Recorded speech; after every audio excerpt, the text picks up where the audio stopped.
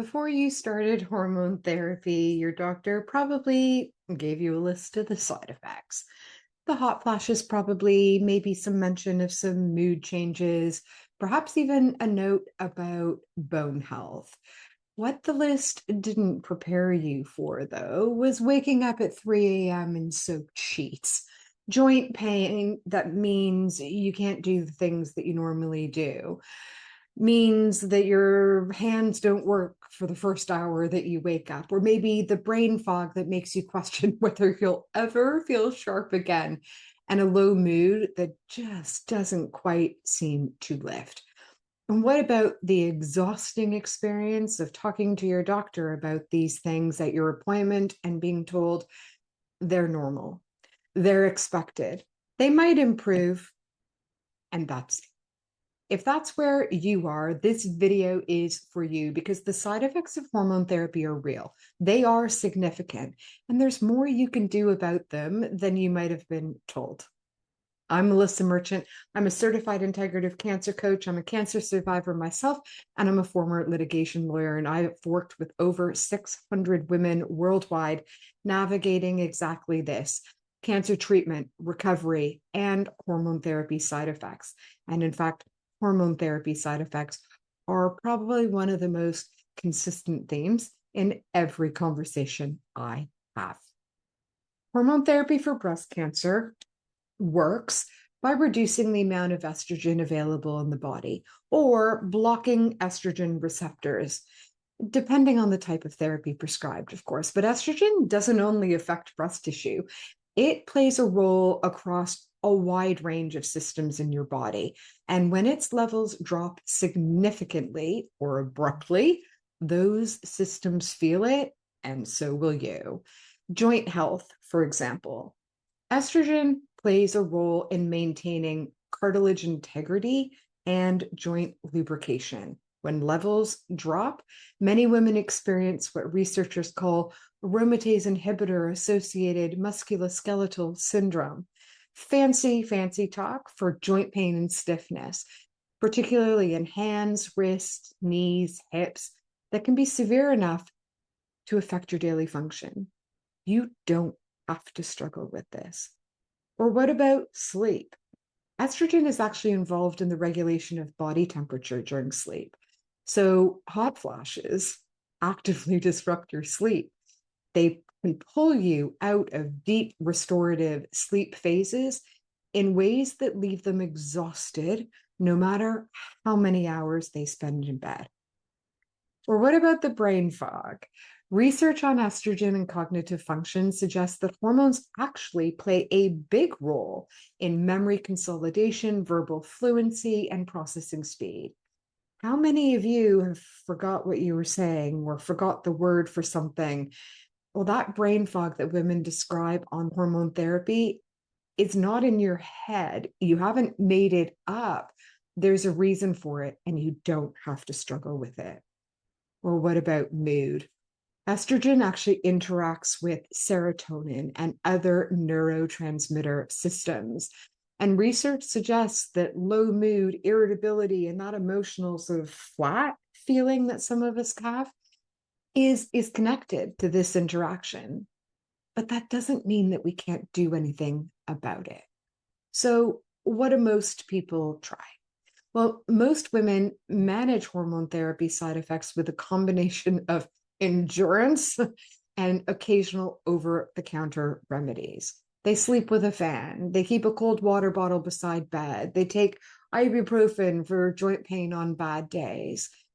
Most don't actually mention the full extent of what they're experiencing at their oncology appointments.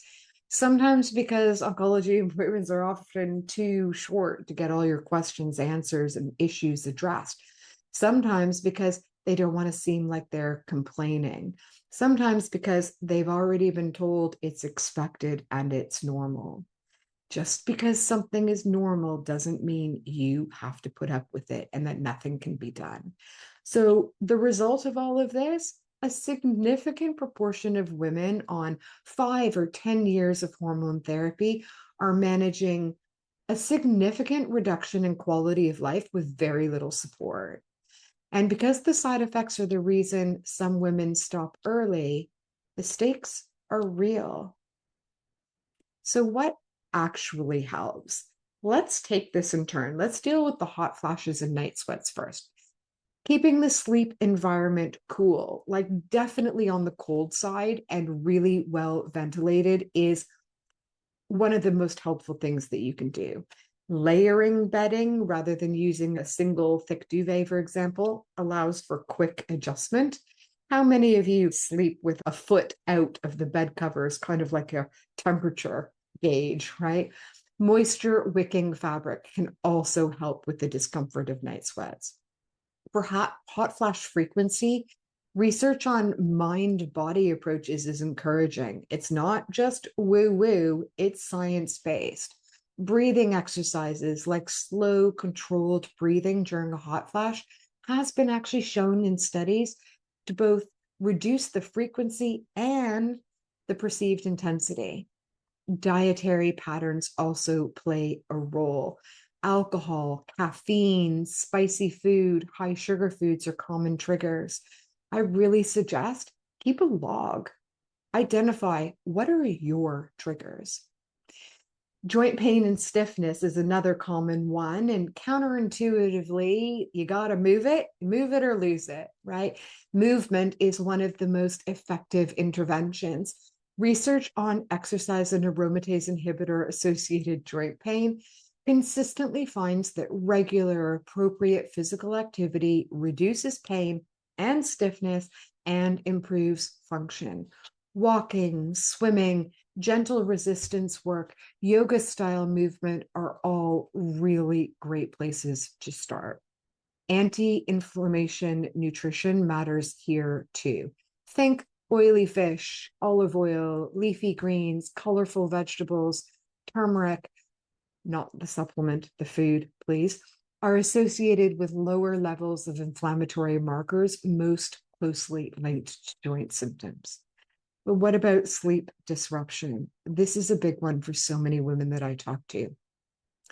So, to deal with the sleep quality issues on hormone therapy, you got to deal with the night sweats that interrupt the sleep, but you also got to deal with the underlying sleep architecture disruption, the sleep environment, right? The cool room, the breathable bedding, managing light and screen exposure in the evening, consistent sleep and wake times that support the circadian rhythm that hormone therapy disrupts. 7 days a week, ladies, going to bed at the same time, waking up at the same time. It takes a minute, but it is a game changer. But what about the brain fog? The brain fog of hormone therapy is one of the least discussed, but probably one of the more distressing side effects for so many women. Research actually suggests that the effects tend to be most pronounced in the first year of treatment. You can do things to help yourself, though. Physical activity, sleep quality, really working on keeping your blood sugar stable. Those can all be a game changer. None of these symptoms are normal. They might be common, but they're not normal. I want you to do something about it because you did not survive breast cancer to just feel like this for the foreseeable future, and you don't have to. So, if hormone therapy side effects are affecting your sleep and your quality of life, stopping you from doing the things that bring you joy, playing with your kids, your grandkids, going on the hikes, sleeping through the night, I've put together a specific free resource to help you with exactly this. The hormone therapy sleep recovery kit walks you through what research actually suggests both for hot flash management and sleep disruption during hormone therapy, and what commonly makes it worse. The description is in the link below. It's totally free, and it was built specifically for where you are now.